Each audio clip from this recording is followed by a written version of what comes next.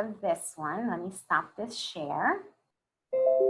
And then I'll start the other section, our last one. This one has primarily all examples, so there's not a lot to talk about. There's more to show you, okay? Here we go. And then we'll do the questions. Okay. So, some examples of how we use these resources and just make sure, and how we need to change things up and things to consider for those of you who are using some of those things that are available, right? So the first thing we're going to go over is using, whether you're using PowerPoint, Google Slides, it's kind of the same thing in terms of the premise of it, right? That you can share these things on Zoom or whatever platform you're using. Pretty much almost all the popular platforms allow for sharing of either your screen or any part of your screen. So like here, I'm selecting specifically my PowerPoint to share with you. So for example, you may have pre-made slides, and this is where I'm saying if you happen to have a paraprofessional who you can provide a brief training on how to, even if they don't know how to use PowerPoint or Google Slides, it'll take a lot less to teach them to do this on Google Slides or PowerPoint and put images on than to teach a student with all the procedures, right? So let's say this pops up, you would say, what is it? And actually, Brooke, do you want to respond? Unmute so you can respond for me. What is it? Apple. That's right, it is an apple. I go to my next slide. Now I say, touch balloons. And I have two options here, okay? I have two options. Either she has her mom there, she shows and mom clicks, or I can give Brooke the remote control for her to respond, okay? Or if I have the annotate on, I could have already talked to mom, or the student can do them themselves to select a stamp or one of the drawing tools and then make some kind of mark on the balloon. So for example, let's say we selected the drawing tool of the squiggly line and I say touch the balloons. The student would do this, and now I know that's the one they mark correctly, right? And then I can clear my drawing. Now I go to my next one and I say, let's say I say, touch the soccer ball, but now she makes a mark on the wrong one, okay? And let's say, oops, sorry. Let's say she picks, you know, when you click on the right thing, it works. Let's say she picks this one instead. Now what can I do? My turn, I can clear on my drawings, right? And I can say, I can actually show her in Spotlight, this is the soccer ball. And now with Annotate, if you have those settings already preset, now you can say, touch the soccer ball again. And one of the things you're allowed to do when you're using things live like this is that even though you may not have the ideal setting, there's no reason why when she touches it now, you can't say, that's right, that's the soccer ball. And now I may actually escape from this full screen, swap my pictures out so that I move them around. So the soccer ball is not in the same place. And while I'm saying, that's right, you got the soccer ball. Now I make it big again and I can tell her, touch the soccer ball, you know, find the soccer ball, and now she can get the right one. So you're still able to maneuver some, you know, escaping your large screen, moving around the pictures if you have to, if you're using something like Google Slides or PowerPoint that you can escape from your full screen presentation quickly, much like I did right now, and then put it back on, okay? What is it? Student will respond share. You get the idea. So these are tools. So there's two options that Zoom gives you. One is to give remote control to the student that you can take back at any time. The other is to have them put a stamp on, okay? Or some kind of mark. Either of those you can take away at any time too. If you have to, you can turn off the annotate, you know, so you can kind of control it. Who do you give remote control to? Don't give it to a student who's going to start fiddling and close out Zoom when they grab the mouse. So you have a student who you know is going to go to YouTube and start watching videos. If you give them remote control or if they're using a mouse, that's the student that you would want them to maybe point to the screen and have the parent click instead or show you what they marked, right? So it's all going to be dependent on the student, but you get the idea, sorry. Then you have the very, very popular boom cards, okay? So these became very popular, especially because they were offering them for free. They have a basic version, but honestly, the basic version doesn't allow for many features. I'm just being blunt.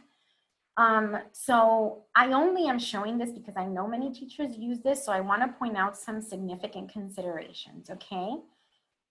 If you have boom cards set so that it's for student use independently, I want to show you and talk about what some of the confounds are, okay? So I made a little video here that I can pause and start to talk about these things. Find airplane. Find ambulance. So you saw that first find airplane, right? Student got it correct, beautiful, ding, it marks it green, moves on. But watch what happens now and what one of the concerns I have with those kinds of activities are, okay? Here we go. Find ambulance. Whoops. Find ambulance. Whoops. Find ambulance. Whoops. Find ambulance. Find a helicopter. So basically, what is the biggest confound here? It does not allow for teacher correction or feedback, so it's all trial and error, right? So your student can continue to make mistakes, and we know how detrimental that could be for some of our students. So I would only advise doing this and having those practice things for students that you know they tend to make very little errors, and you're using this as a maintenance to build fluency for things they don't make errors on. So you may want to put some of their easy things on here if you plan to like send it home as extra activities for them. But keep in mind you can correct them. And then you have the other confound of those, you know, students who will get a kick out of seeing the red circle go whoop, and then they'll purposefully select the wrong ones just to hear the whoop and see the red circle, you know. And so because we can't control for those things in a pre-recorded kind of environment, an environment where we would be giving these as independent activities, then I would only advise to use that type of setting for the student to use it independently for practice for things that you maybe want to build fluency on for students who aren't making errors, okay? However, if you're preparing these boom cards and you're preparing them without the audio feature in advance, where you're actually going to be the one to do it, then you're able, watch the difference when a teacher can do it. So keeping in mind that I can give either the control to my student, or much like we said before, I can have them actually draw, pick a tool, or give them remote, then I would be able to run this differently, right? So let's look at this video, and I'll pause it as we go.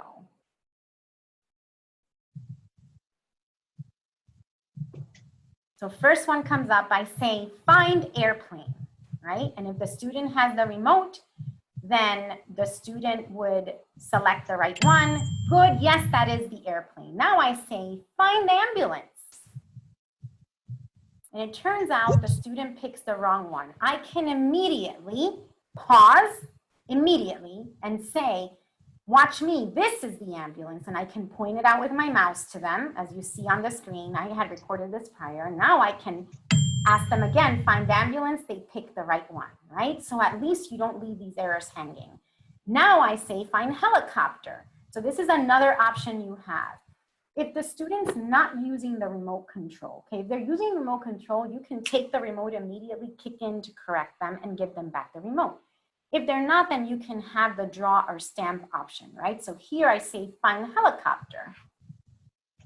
But it turns out student marks the airplane. So now I can clear the drawings and say, this is the helicopter, find helicopter, right? And then show them the correct response so they get the right one. What's the confound with the boom cards regardless? That it doesn't give you the option of rearranging the cards in the moment, right? It doesn't let you do that in the moment for these pre-made decks that you've made. You can alter them after. But even, you know, if you wanted to pre-make some of these, you can always go back and then say, okay, I know I have to practice. What can you use that for? You can run it and then you can say, okay, I have to make sure I practice ambulance and helicopter. And I know that they're confusing the helicopter with the airplane. So let me run those back to back and make sure that they're getting it correctly. So they can be a little more teacher friendly for good instruction if you're running it versus the auto mode. So this can be super handy for teachers, especially for teachers who have students who are intermediate advanced learners, for whatever it may be. This is a math worksheet that you're going to see here, but this could be even for developing worksheets where the student may have to match one picture to the other picture, or even for simple things like that.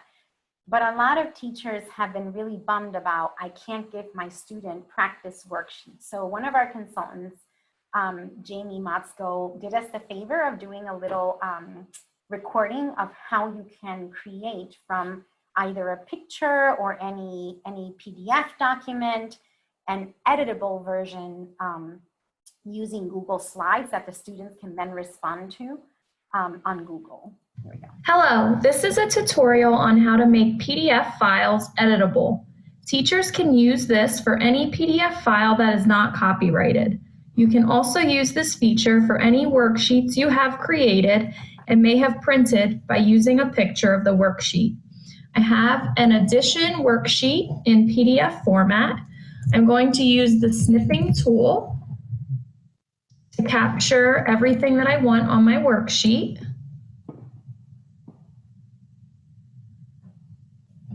And I'm going to save.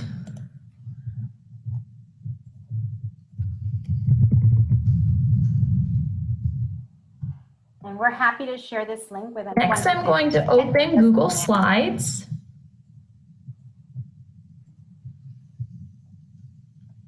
And I'm going to start a blank presentation.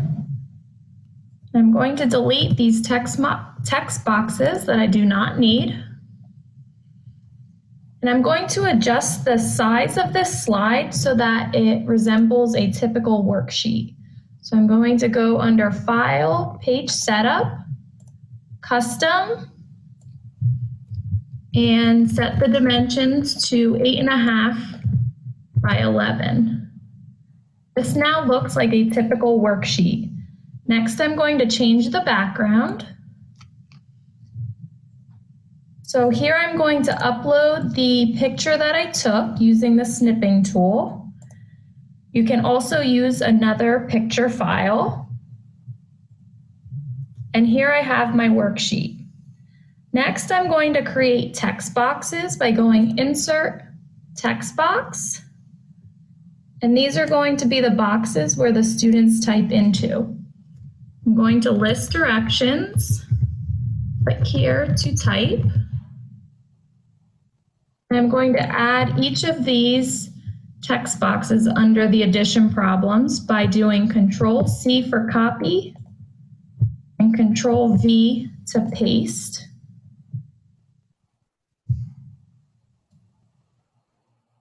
For the sake of this video, I will not add the text boxes under each addition problem. Next, I'm going to go to the Share button, and I'm going to name this worksheet.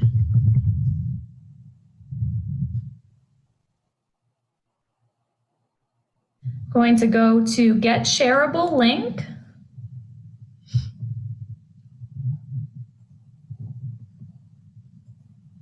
And I'm going to turn it to On. Anyone with the link can edit, save. Next, I'm going to copy this link. And I'm just going to copy it into a Word document. And I'm going to erase everything after the last / where it starts by saying edit. And I'm going to type copy. I'm going to then paste our new URL into a web browser.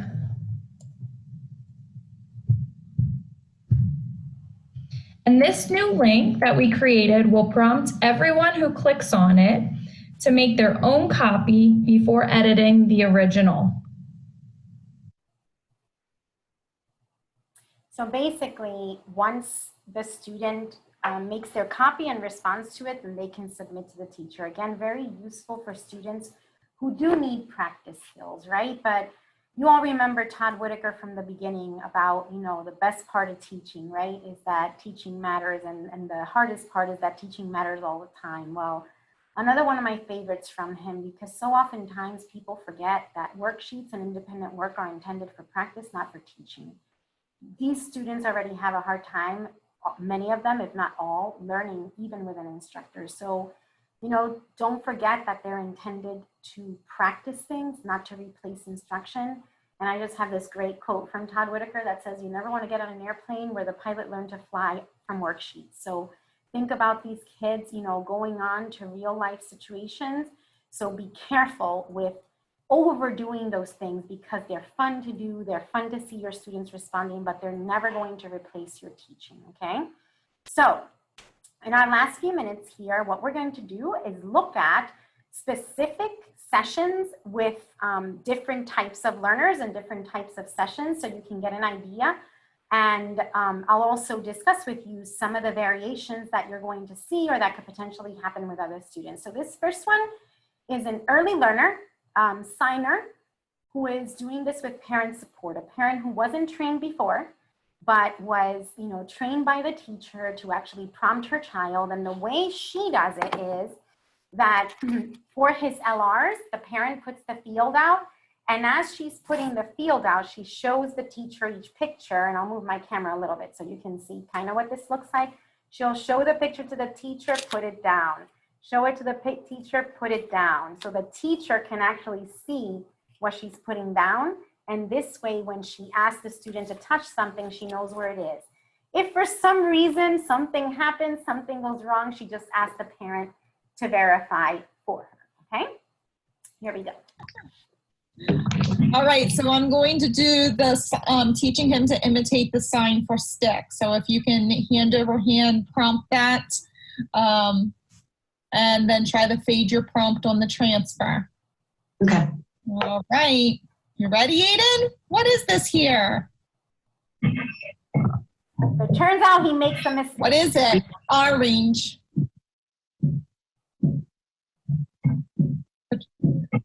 Can you bump his hand down away from his face? So notice how Like he down here? divides the parent. It Yeah, doesn't have to just that he stopped signing it. Oh, I can ask it again. What is it? Orange. What's this? Candy. Do this. Good. What is this here? Orange. Yes, it is an orange. Go ahead and reinforce. You get the idea. You saw there, you know, she was going to teach him a sign, but it turns out he made a mistake. She corrects it. Notice how she even went back to have him do the movement as an imitation that he had done wrong, which is what he uses for ice cream. And so look at how this works out. This parent had no training at all, and you'll actually get to see a little video of her at the end, which makes it even more impactful.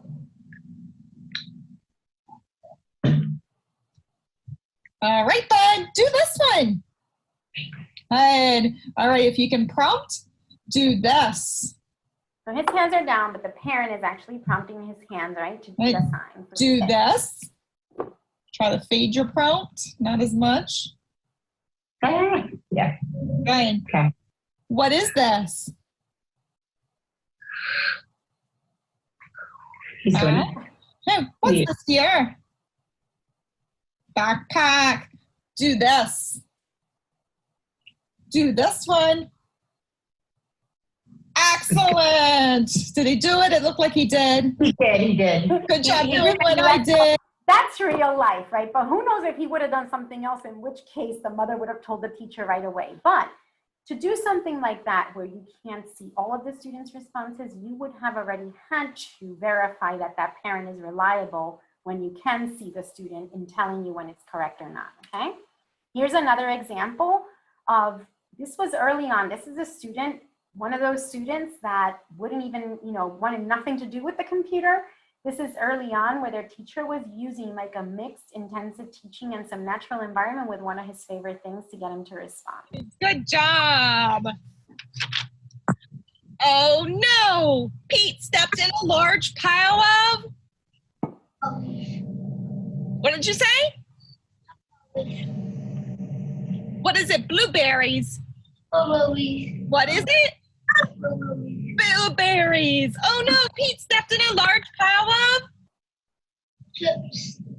what is this? Blueberries. Right. Go ahead and give him some chips. He was actually right, let's keep asking for chips, which is why he wasn't saying blueberry. So that's why she got the response before she allowed I'm doing her a good to job respond. so that you can, so we can keep on reading this book. You ready? What are these here? Flowers. Flowers. And this here is a Orange. orange. Fantastic job. What color did the blueberries turn his shoes? Blue. Blue. You got it. Yes. So let me actually show you this same student a few weeks later. So again, when he started, it was just come to the camera, watch a video, look at Forky, something that he loved, a character from Toy Story, or for her to read like literally a page of that book because he enjoyed it. And you see how now he's responding. Here he is a few weeks later. Good job sitting. What is this here? It is a tomato. Good job. What am I doing? Clapping. Yes, I am clapping. And this here is a Box. not, yes, it is a box. Go ahead, give him a chip. Your mom wasn't even sure about that one. I had to I like how you asked for a chip. Go ahead, give him a chip. It's a big one. Good, sitting quietly.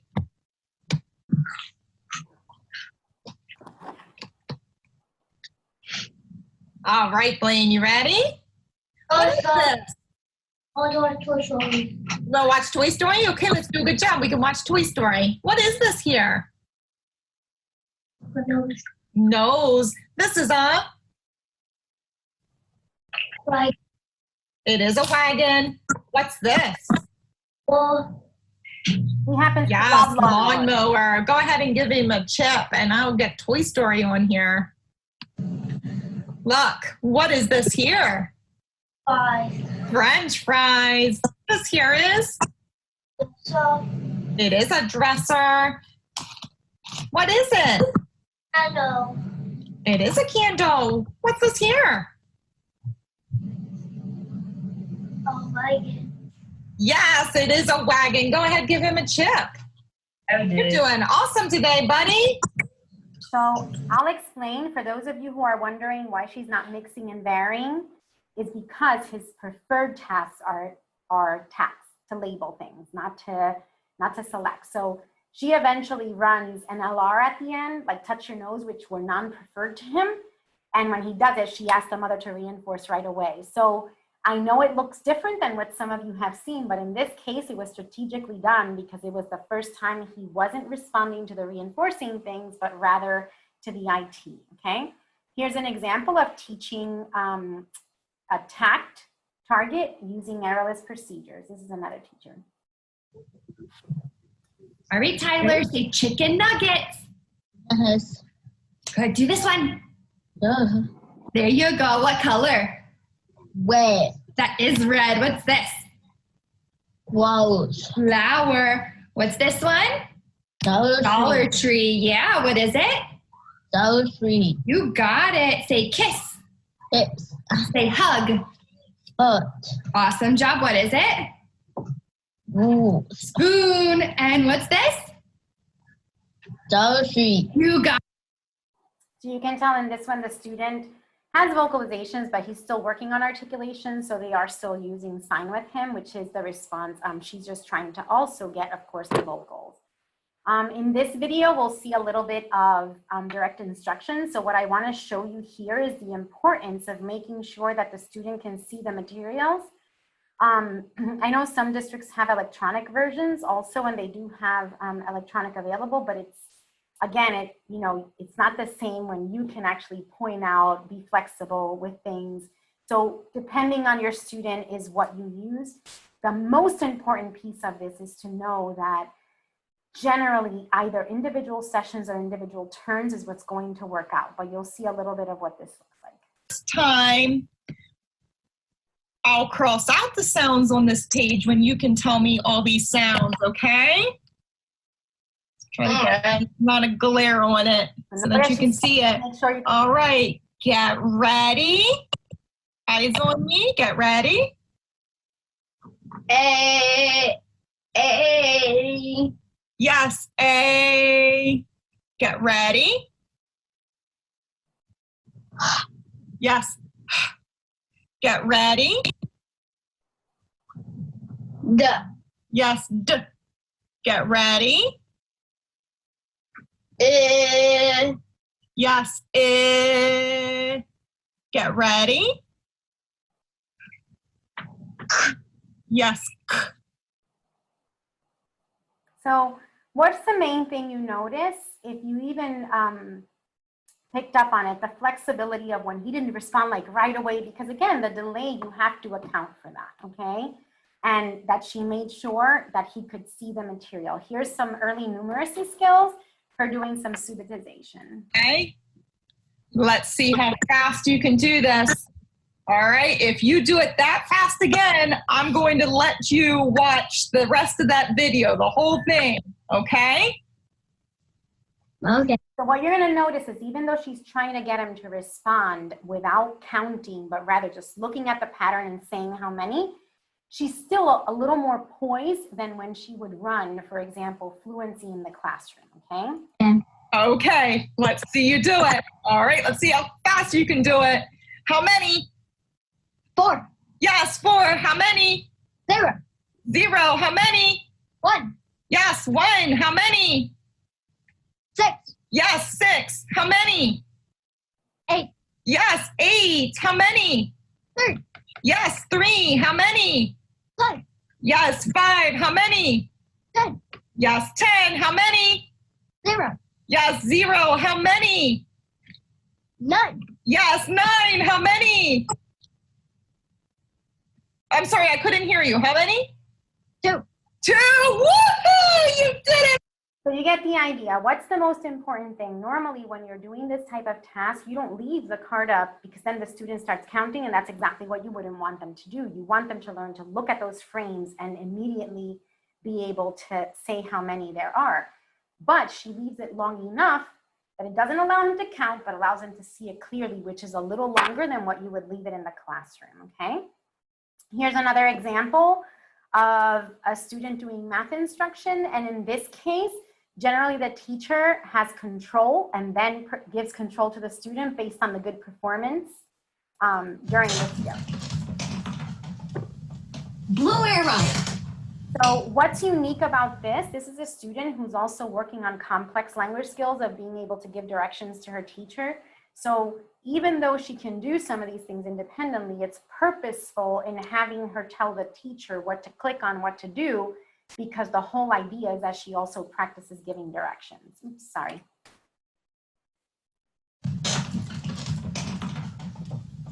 Blue arrow. All right, your turn to read. Mrs. Miller bought 6 boxes of popsicles for the cookout. Each box contains 5 popsicles. There were 41 guests. How many guests will not get a popsicle? What do I do now? I cut some of it out because it's a multi-step thing, but just for the sake of time. What number goes here? 6.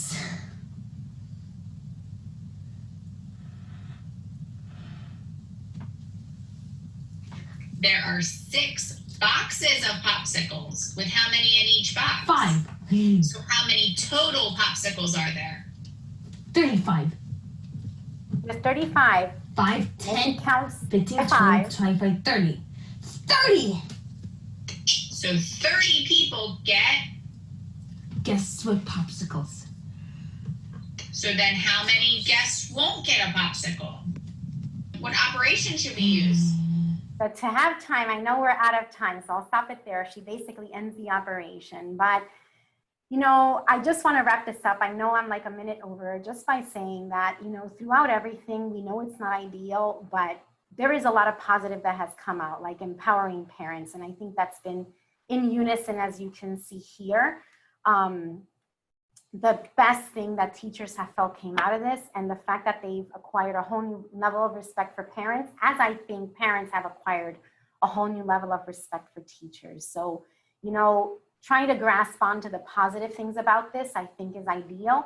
And then I'm not going to show you both of these, but let me just show you Aiden's mom, at least a little snippet of her testimony so you can see like the difference it made for the parent as well. But it took a lot of this teacher going out of her way also. Hi, my name is Jody. My son Aiden, he is on the autism spectrum. He is nonverbal. He has OCD behaviors. So whenever Aiden, his structure or his routine is thrown off at all, he tends to get a lot of anxiety. So 2020 was a challenging year for us because I didn't know how to educate my son. I didn't know what they did. I just knew I needed to review his signs with him, do some writing. Through working with Aiden's teacher through virtual learning, it was amazing how she was able to teach me the skills it takes to teach my son. I'm no pro, not even close. I mess up all the time, but it has enabled me to be able to not only allow my son to not lose his skills during breaks, but to be able to progress him forward. I look forward to when he is able to go back to school, and I know that he's not going to be lost. And I know that he would have retained a lot. Yeah, I'm not an educator. I'm not trained formally, but it has enabled me to be able to give him what he needs. And as a parent, I could not ask for more or better. I'm very fortunate that I do have a teacher who has been amazing and patient and helpful and answered my questions. She's sent me things that help educate me on what I need for him. I strongly recommend to every parent that is at all intimidated by learning the process. We do things for our kids every day to try to push them forward, to try to give them the best end result that they need. This is just one of those amazing things. Virtual learning, virtual teaching, however you want to say it, has helped my son. Thank you. So, you know, in sum, we all know we don't want to see these empty classrooms ever again. I think they are a nightmare for any teacher, but we have a situation that we can't control sometimes, and we do the best.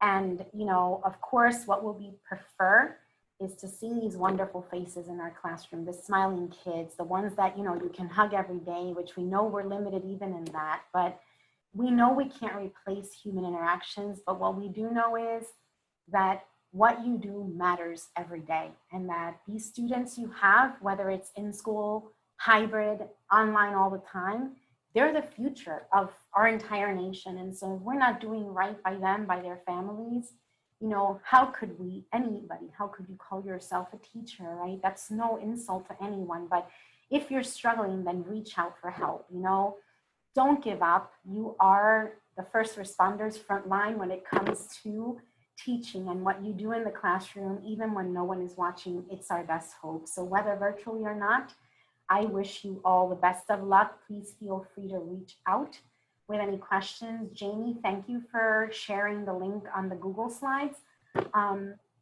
Somebody asked about the students with very limited skills.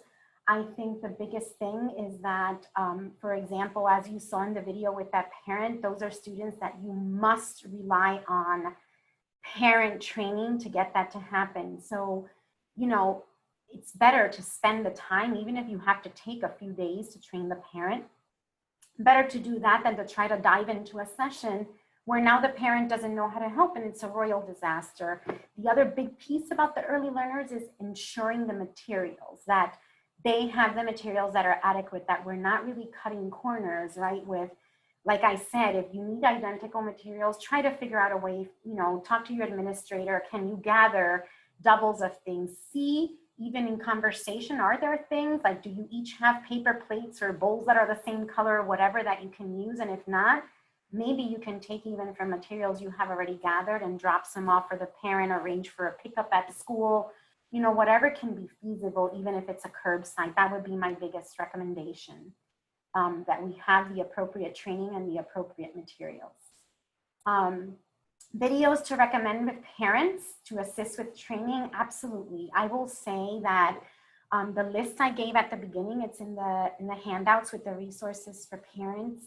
I think behavior management is so critical. That's the whole reason I did that session for NAC this year. I mean, it's like the core of the, even when you have unsuccessful virtual instruction. However, what you will notice in that session is there's a lot of focus on prevention and on what do we need to teach our children or students in order to get them to be successful. So even though it's behavior management, we can't talk about behavior management without talking about, what do we need to teach them? Why are they having these problem behaviors? And if we don't resolve it with good instruction, we're not going to get far.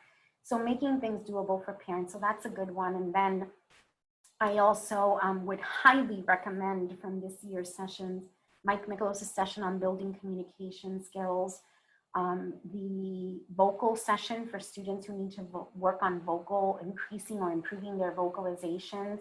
A few of our consultants, they're SLPs as well. Debbie Namey, Jamie Baker, and Amy Ford did a phenomenal session geared toward parents that includes kind of both communication and, but primarily with a focus on either increasing or improving vocal behavior or speech, right?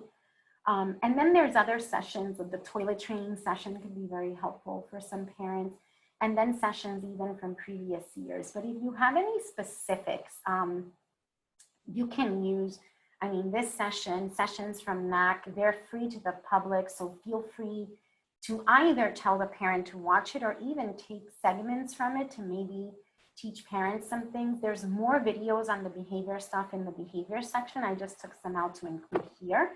So please feel free. As far as at least the ones that I am sharing, I would let you know if you can't share it with parents. You can't just download or copy the videos. That shouldn't be the case, but you are welcome to share any YouTube links or anything. And I know that the parents I asked for permission for, they were totally okay because they're all about paying it forward. So again, anything we can do to help. If anybody has any questions, the closing keynote is at 3, but you can unmute. We are more than welcome to stay here till you have to go to the next keynote if you have any questions or anything else that I didn't mention that you might be interested in. So it was just posted in the chat. If you need to receive credit for today, make sure you submit your attendance using the Google form. Don't forget to submit the attendance by midnight. So by 11:59, it has to be in, okay? If you need credits for today. Anything else? Any other questions? You're either tired of listening to me or you received enough information. But if there's anything else, please feel free. Yay, nay. Don't be shy. You're most welcome, everyone. I hope I'm glad to see at least, even if it was one person who said it was helpful, that is satisfying to me. So, that's what this is all about. And even in your classrooms, it's not going to be perfect. You can never meet every need of every student or every parent, just like I can't meet every single need of every person here. But you basically do the best you can, with what you know. And when things don't work, then you have to reevaluate, reassess, talk to people, reach out. We're all in this together. And I know you guys are being faced with just, the unimaginable. But you're going to be a lot better at succeeding if you are, counting on other people to help you. If you don't just say, this doesn't work, but instead, please, please, please, I can't tell you how many administrators I've spoken to that they say, but she never said anything. But if I would have known, so know that your administrators are there for a reason. So instead of, how do you expect us to do this? It's so-and-so, I need to talk to you urgently. I have a little guy and I'm just heartbroken. If you speak as a person and reach out for help, they're going to be the first to try to help you. And if they don't, go to the next person. There's always someone who's willing to help. Thank you, everyone. Thank you, Jamie, for your technical information. I do that at the end of all my sessions. So for anyone who wants to save the chat for any information, there's 3 little dots at the bottom of the chat, bottom right corner, that if you click there, you can then save the chat. If you're unable to do it, sometimes people can't figure it out and you need anything specific. That's why I'm purposefully leaving my email for a little bit longer. I had shared it also on the chat. So anybody feel free to reach out if you have any questions, and not just to me, but any of the patent consultants. We are here for you. That's what we do. Let me exit out of here and stop this share. Anyone else has anything they want to know about or are interested in asking? Attendance link. The information should have been sent in the same thing you, it's right there, the Google form. Ethan just shared it. So if you don't see it, let us know and we can always share it again. So it's the Google form, right, that you see like almost at the last chat. Okay? If you're not going to complete it now, make sure at least you copy it and save it somewhere so that you can do it later. And again, thank you so much for your attention, for coming. You guys have been wonderful. Okay.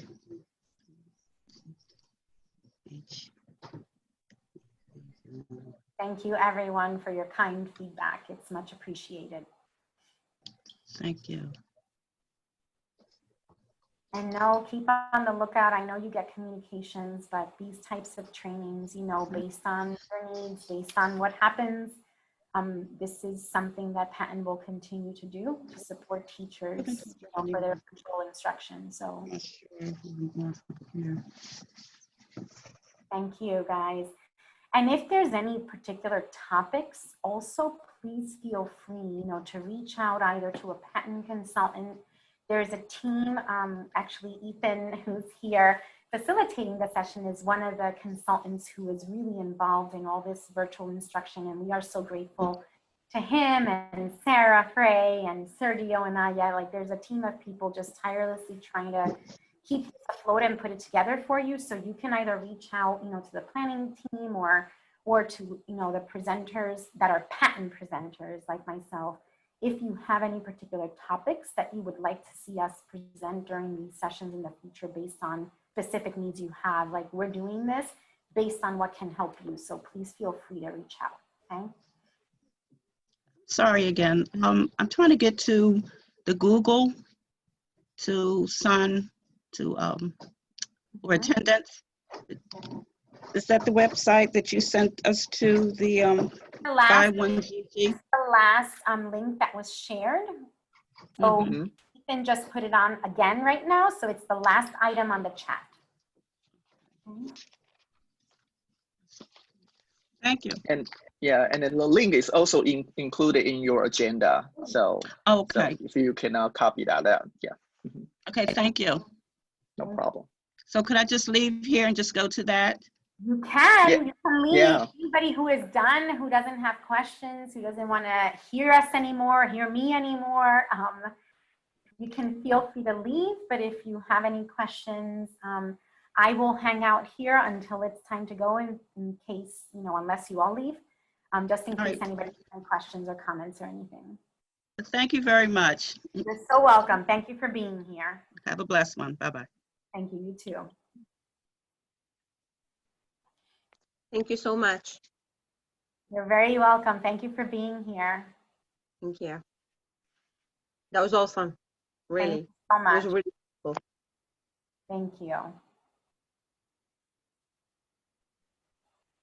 Only possible to do because of teachers like you, that are willing to put themselves out there for us to share their videos and their experiences. So thank you guys for all you do.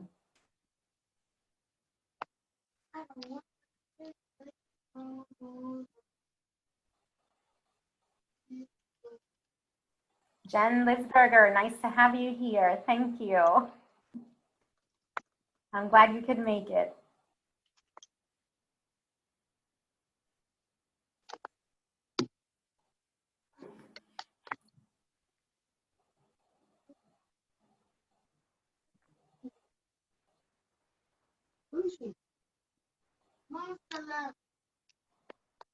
Goodbye and thank you. Bye. Nice to have you. Thank you for being here. Our pleasure. See you all at the closing. Well, you won't see me, but I'll be there. Thank you. Thank you, guys. Thank you. Very informative. Appreciate everything. Hi, guys. Thank you for being here. Glad it could be helpful. It's the Lisberger sisters. Thank you. You too. Thanks for all you do. Thank you so much, Jen Wardell, for being here. Appreciate it.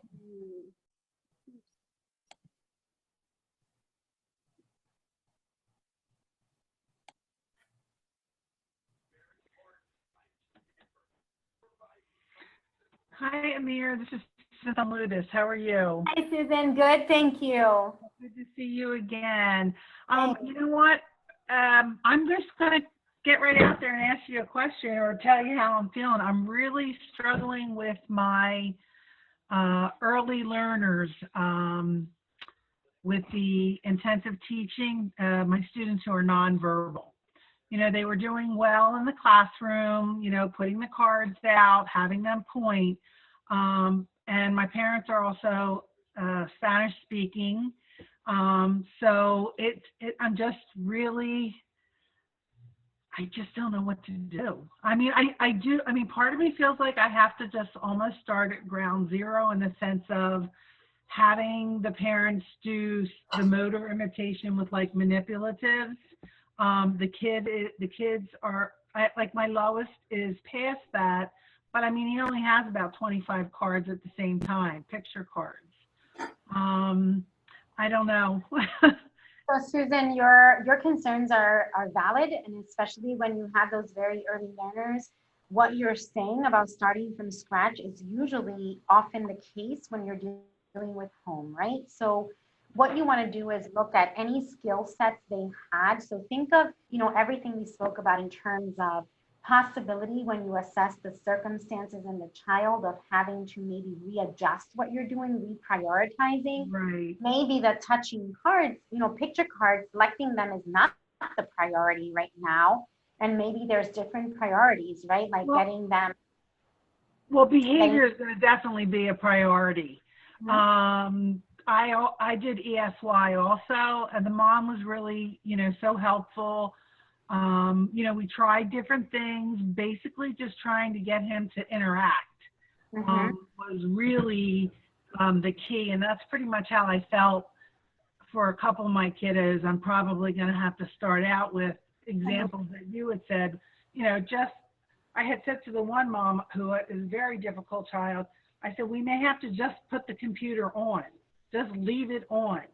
And if I am doing like a circle time kind of a thing, chances are he'll do what he did in school. He'll find his way over and take a peek, you know, but again, starting gradual like that and reinforcing. And also remember some of those things you saw, like even though the other learner that you saw that was the one that had more problem behavior, there are students that teachers in the beginning just have them, you know, mom turns on the computer, you have a favorite video on or show them something you love, and just for looking, they get reinforced done for the day. So that may be your starting point. If you need any, you know, I don't want to give you any specific recommendations. That would be kind of unethical of me without knowing the particular student, but no. How, you know, I definitely feel like that I've given this a lot of thought and know where I need to start with some of these kids. I think the IT cards is what has me the most difficult, because obviously with my verbal kids, you know, I can show them the picture, they can tell me, introverbals, those kinds of things. But, you know, with my, you know, really lowest kids, pointing to a card, his mama has to have the cards. Absolutely. Susan, one of the things you may want to consider is reprioritizing any items you want the student to select. So for example, what are the things that they're going to need at home all the time that mom may say, get your shoes? No, exactly. Absolutely, that's on my list. And then have the parent use objects from home. It's going to take you supporting the parent to teach them how to prompt them, you know, and just like you saw in the video. So Okay? even so maybe I'm getting too caught up in trying to see how I'm going to use those picture cards. And what I had decided early in the summer was kind of like a game, go bring me an apple, bring me a spoon. And even, let me show you this little bit. I'm going to do this really quick with you. Let's say you have the picture cards of the things he knew that I'm assuming were relevant things.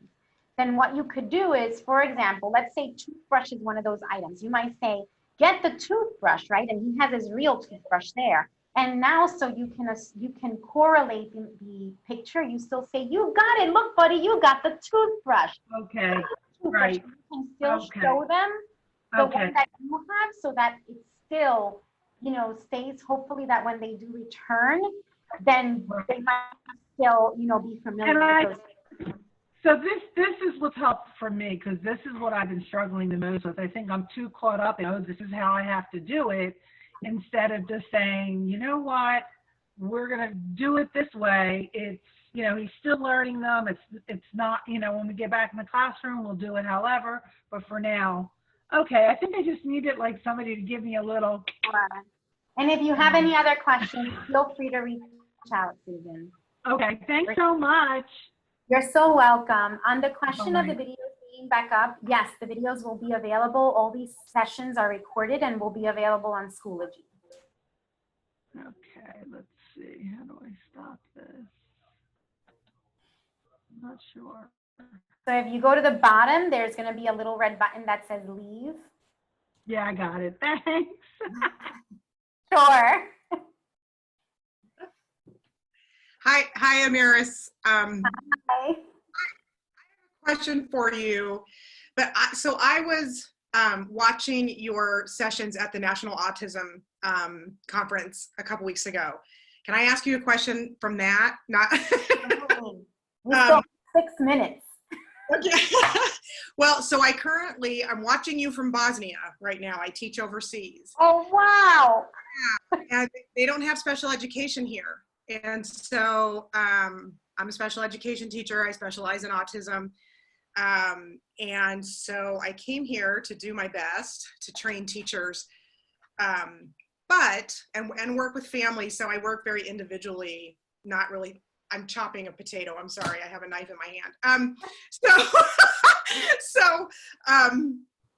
My question is, as I was listening during the conference, I just got very, very convinced that maybe it's time for me to do something about becoming ABA certified. And I'm just wondering if you have any suggestions for the route I should take. I actually do. Okay. So first of all, thank you for being here from so far away. Thank you for what you are doing. That is just commendable. What I would say is the following.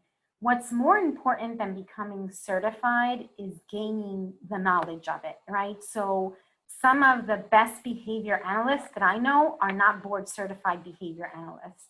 Okay.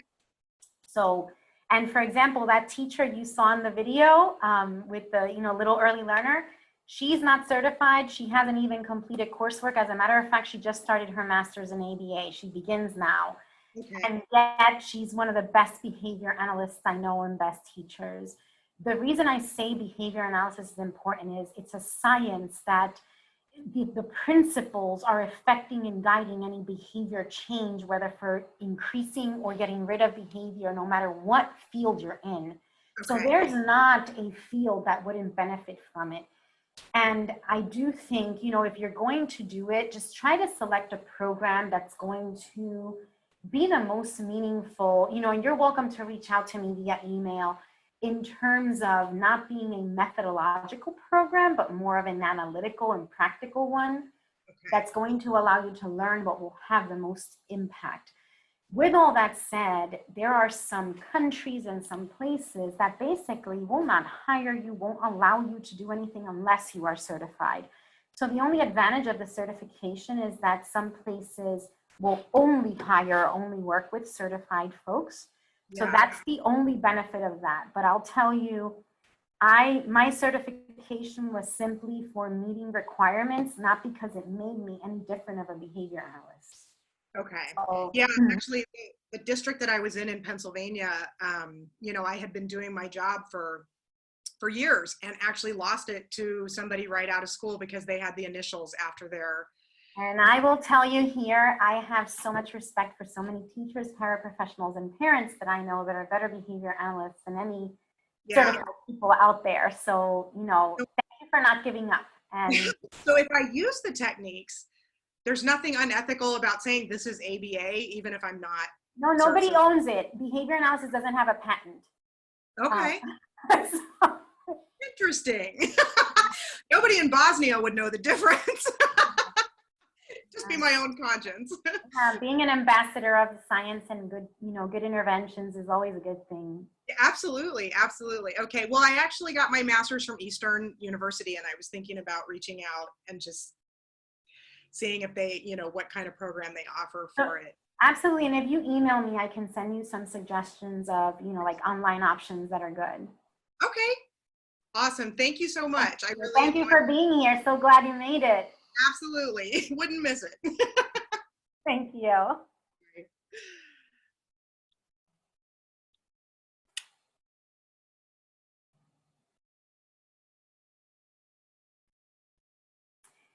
The question on the attendance pertained to closing session? Yes. So to get credit for the whole conference, right? Correct, Ethan? They have to complete that Google form. Yes, yes. Perfect. So if no one else has questions, it is 2:58. I definitely want to give you all time to transition to the closing. I don't want you to miss that. I am so grateful for those of you who are still here, especially, but to everyone who attended. If there's anything myself or any other patent consultant or from the Patent Office Administrative can do for you, please do not hesitate to reach out. It's been an absolute pleasure. Thank you.